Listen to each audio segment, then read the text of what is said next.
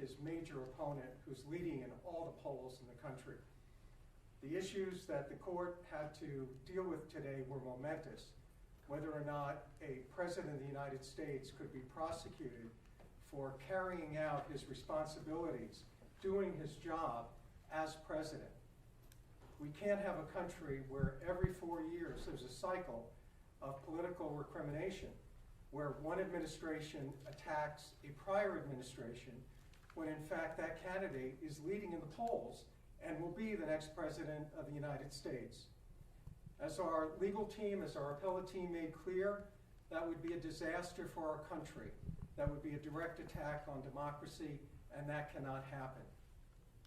What was very significant today, and I'm sure you all caught it, is the special counsel conceded that if it was President Obama who was being prosecuted for a drone strike, then they'd have to consider immunity.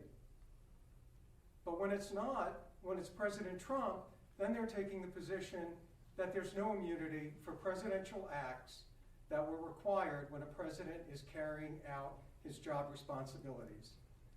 If we adopt what the special counsel wants, if we adopt what President Biden wants, then we open the Pandora's box to political prosecution after political prosecution after political prosecution.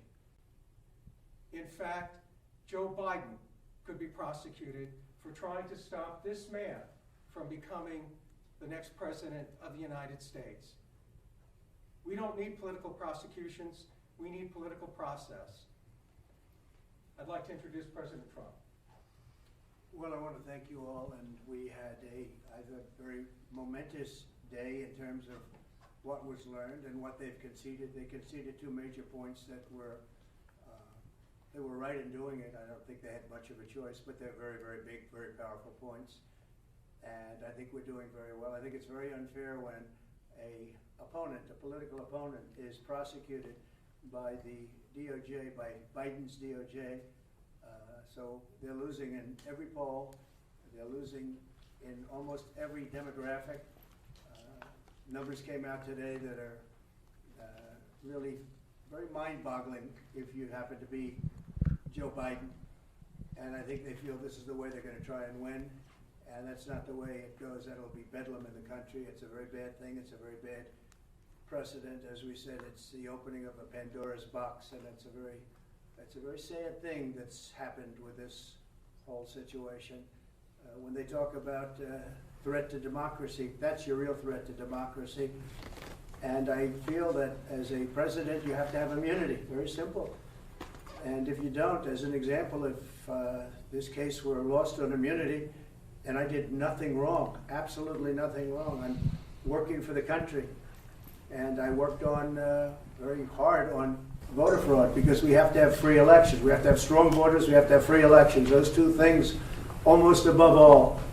And we found tremendous voter fraud. We have a list of it. We have some findings if you want it. The press doesn't like reporting it, but we found tremendous voter fraud, determinative voter fraud.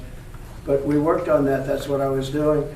And they were talking about after. Well, nothing has to do with after I left. It was during the time. And that was what they really focused on today during the appeal. And they concede that, and everybody concedes that. And if it's during the time, you have absolute immunity. So we'll see how it all works out. We have a great argument.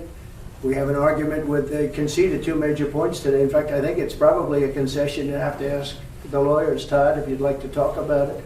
But they conceded 2 points that I think were, by normal standards, if it weren't me, that would be the end of this case. But sometimes they look at me differently than they look upon others, and that's very bad for our country. You had a very big event yesterday, as you saw, in Georgia, where the district attorney is totally compromised. The case has to be dropped. They went after, I guess, 18 or 20 people. They wanted to go after a lot of other people. They wanted to go after senators.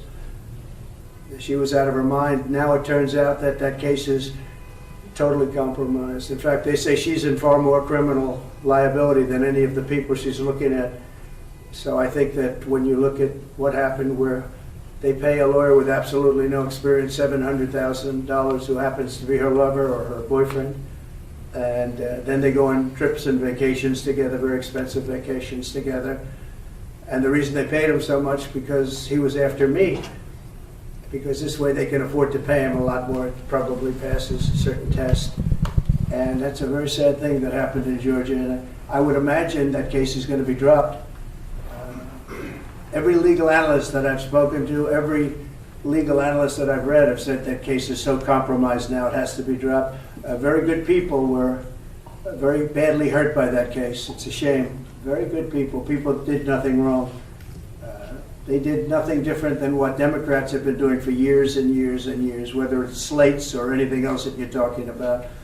But they were very hurt, and it turns out that she profited tremendously in that case. It's illegal. What she did is illegal.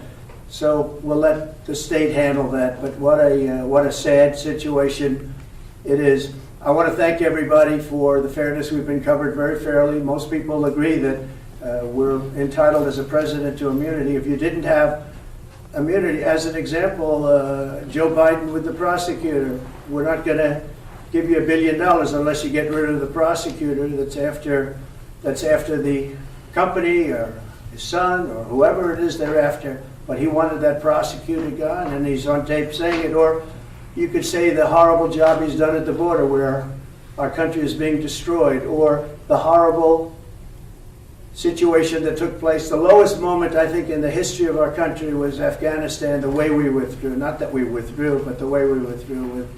With shame, we surrendered. People killed, 13 great soldiers killed, many unbelievably, horrifically hurt, wounded, hurt. And hundreds of people died on both sides. Hundreds of people died. He could be prosecuted for that. So you can't have a president without immunity. You have to have, as a president, you have to be able to do your job. But if this didn't work out, if I wasn't given immunity, then other presidents, when we talked about today, President Obama with the drone strikes, which were very bad. They were mistakes, terrible mistakes. You really can't put a president in that position. So I think most people understand it, and we feel very confident that eventually, hopefully at this level, but eventually we win. A president has to have immunity. And the other thing is I did nothing wrong. We did nothing wrong. The investigation of the election, which was a rigged election, everybody knows it. And just if you just look at, they didn't use state legislatures. They didn't. They went to the FBI, and you look at FBI and Twitter, the Twitter files with the FBI, all of the horrible things, FISA, the FISA court, the signed documents, the lying to Congress, and the stuffing of the ballot boxes, all on tape. Stuffing of ballot boxes, all on tape. Government tape. And most of the information, as you know, we'll give you some of the findings that just came out, but all of that information, as you know, was gotten from mostly government sources, government tapes, government files, and government stats. So it's very sad when something like that happens. You know, you wouldn't have inflation, but much more importantly, you wouldn't have had the Ukraine situation with Russia. You wouldn't have had the attack on Israel. You'd have a much different economy right now. You'd have a great economy, and we would be respected all over the world the way we were just 3 years ago. So I want to thank everybody very much, and we think we had a very good day today. The concession of these two major points was pretty amazing, and honestly, I'm very glad they did it. I think they did the right thing. Thank you very much. Mr. President, you just used the word bedlam. Will you tell your supporters now, no matter what, no violence?